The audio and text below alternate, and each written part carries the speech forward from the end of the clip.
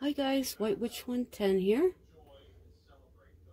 This evening I will be telling you about this lovely place. It is High Park in Toronto. I used to go there sometimes with friends, and I'm sure I probably went there with my family, my parents at least. The park was opened to the public in 1876. It covers 400 acres in the city's west end. It contains sporting facilities, cultural, educational facilities, as well as gardens, as you can see, playgrounds, and a zoo. 1/3 of the park is still in its natural state. John George Howard bequested the land to the city of Toronto. Rouge Park is the largest park in Toronto, but High Park is the largest within the city. In 1836, John George Howard bought 160 acres in the country of York, now known as Toronto, for a sheep farm. It cost him $1,000. He built Colborne Lodge as his home for he and his wife. I'm not sure if there likely is a picture of it in here somewhere. John retired there in 1855. In 1873, his wife agreed to give 120 acres to the city. Conditions of the sale were the Howards were to continue to live there, and no alcohol was ever to be served in the park, and that it was free for the enjoyment of citizens, and for it to be called High Park. That's Grenadier Pond. I can attest that there is no alcohol served. A friend of mine had his wedding there, and it was a dry wedding. Well, yeah, it was a dry wedding, but a couple of people put the Mickey in their inside pocket of their suit jacket, you know.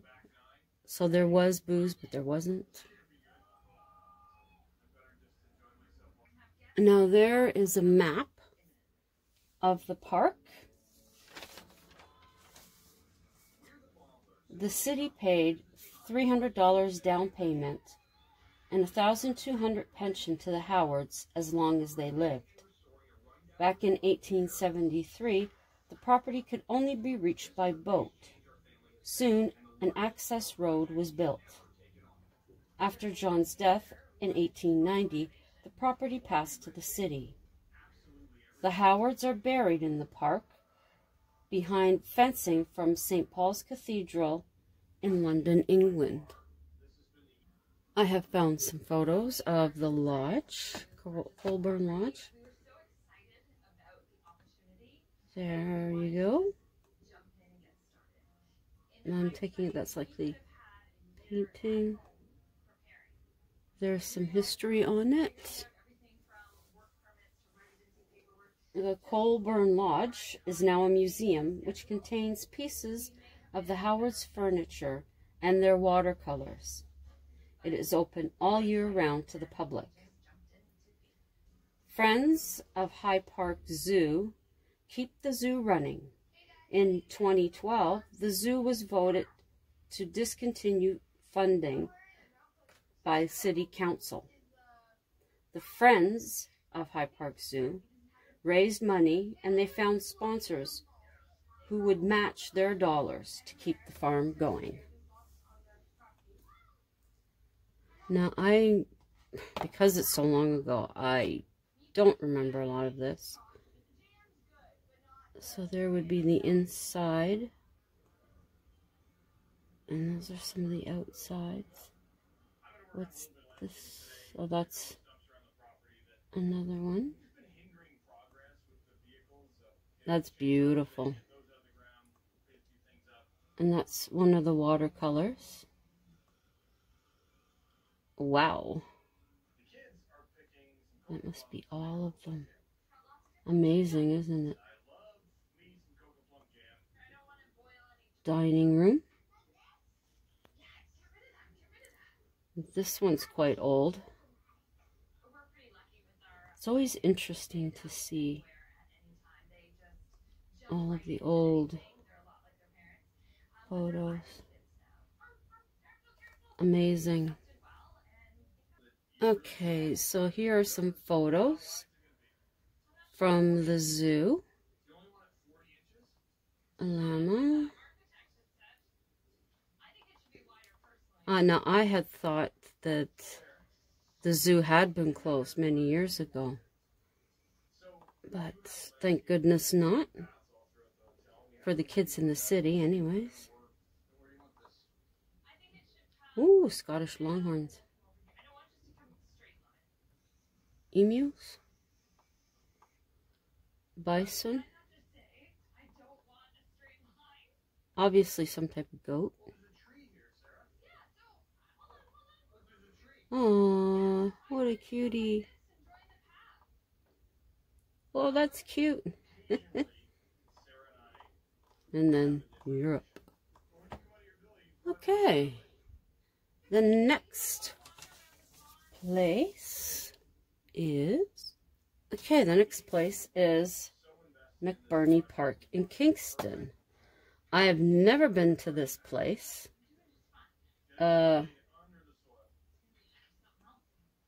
So, we're seeing this together. Looks more like a cemetery. But it is known as, there's the explanation right there, Skeleton Park. It is 4 acres in size.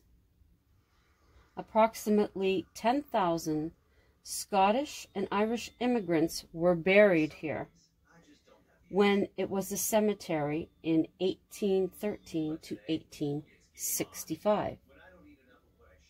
That's kind of spooky if you think about it. See all those gravestones and then ta-da! It was known as Upper Burial Grounds in 1825. In the 1840s, a typhoid outbreak caused bodies to be buried quickly, some only a few feet below the surface. The bodies were dug up and sold to Queen's University for research. In 1893, seen the grounds in very bad condition. Several stones had been knocked over by cattle. The city decided to turn the cemetery into a park. Relatives were asked to remove the bodies. Only 100 bodies were relocated. Remaining headstones were flattened and covered with grass. That's sad. One monument remains, and that is of the first Presbyterian minister. Doesn't look like a statue of him, but that would be it, I suppose. In the 1950s, neighborhood boys dug up skulls and attached them to their bikes.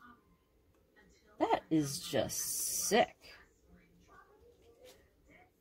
Weird. When constructing a child's playground and wading pool, more human remains were found. There are now 2 markers remembering the dead still buried there. I would hope so.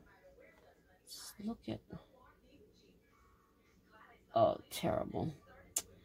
Some people, I don't know. I don't know. Okay. Sorry, just had to step away for a second. When constructing the child's playground and wading pool, more human remains were found. Now there are 2 markers remembering the dead that are still buried there. Now, 2 female students renting an apartment nearby. One of the young women seen the park covered in fog one evening, and that was not the normal. When either woman was alone in the apartment, the temperature would drop. They also experienced a feeling of being trapped in a box. Now, neither student knew the history of the park. Whispers of a man and woman would be heard, and they sounded sinister. Corners of the gravestones can still be seen protruding from the grass. It's kind of weird. And I guess maybe there was something about those young women that attracted the spirits to where they were. What do you think? Maybe. You never know. Now, our story this evening, the first part of it. Cora had watched Miss pass across the field many times for many years. Benjamin noticed something he thought was different in this. It didn't float like the normal mist. It turned and headed toward an old barn. Cora had always wondered about the barn.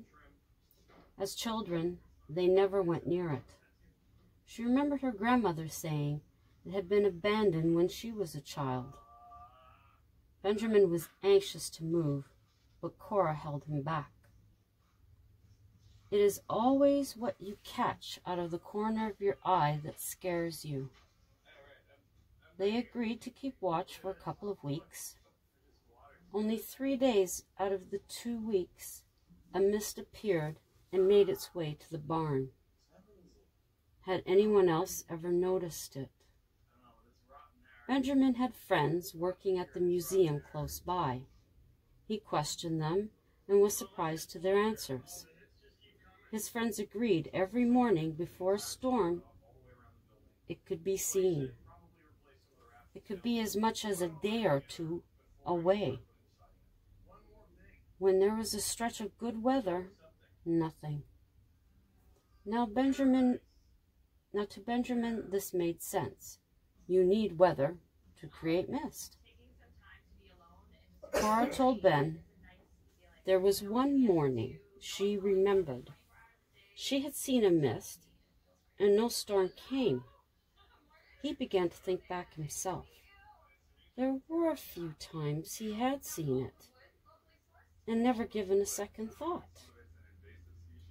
Cora is a sensitive, which is why she held Ben back. There was something in that barn that made her afraid. He assured her he could handle himself and keep her safe. Cora couldn't understand why he was being so naive. That's it for the first part of the story. Hi guys, hubby and I have been watching these dirty pours. All sorts of different types of them, and ones with with stuff inside the paint to make it bubble and all that funky stuff. So I figure I'll just add a little crafting, sort of, kind of. I have no idea what I'm doing. I have no idea how this is going to look. I may totally hate it. Let's see. Ooh, that's moving fast.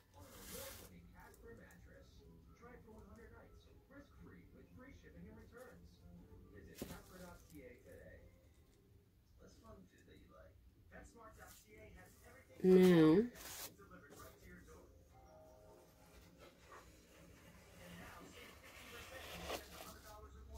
whoa.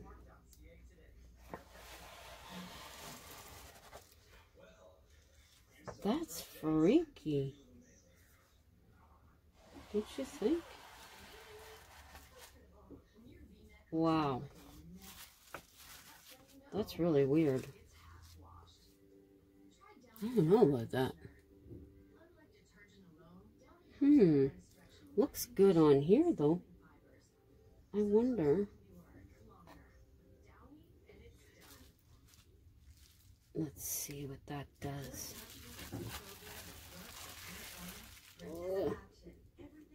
Oh, hey. I like that. That looks decent. That looks way cool. Let's see if it'll... Oops, you can't see it. There.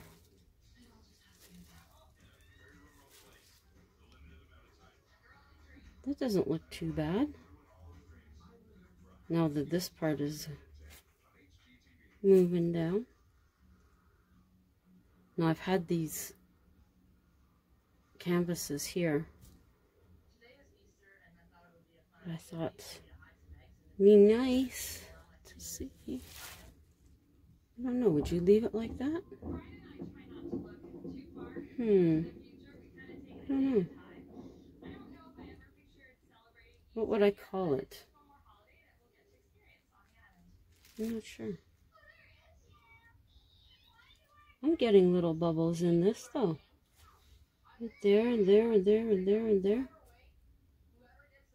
Well, we'll leave it aside. We'll see what happens. It may turn out nice. It may turn out to be total disaster. But either way, I'll just leave it aside. Let me go clean up my hands here. Okay, guys. Well, guys, this was a quick one this evening. Thank you for dropping by. Hope you enjoyed the facts, the little bit of a haunting, and the story. Thank you to all my loyals for coming by. Greatly appreciate it. Thank you to my new subscribers. And anyone who's coming by right now just to check things out. Please do look at my other videos. See if there's anything there that interests you. Drop me a comment. I will get back to you. Share it out if you think anyone just might be interested in it. That's always appreciated. And consider subscribing and hit the notification bell so you'll know when I upload. Lots and lots of stuff happening here. So, have a great rest of the evening. And hopefully you'll have a good week. We're supposed to actually be having above minus temperatures here, which is good. Today was like spring outside. It was so beautiful. People were out moving around. It's like giving you a hope that the snow will be gone soon. And then we're going to have sunshine and green grass. And leaves on the trees. Everything was moving around. Squirrels all over the place. Birds. It was so nice. So, I hope your week, if you're going to have good weather wherever you are. And until tomorrow night, ciao for now.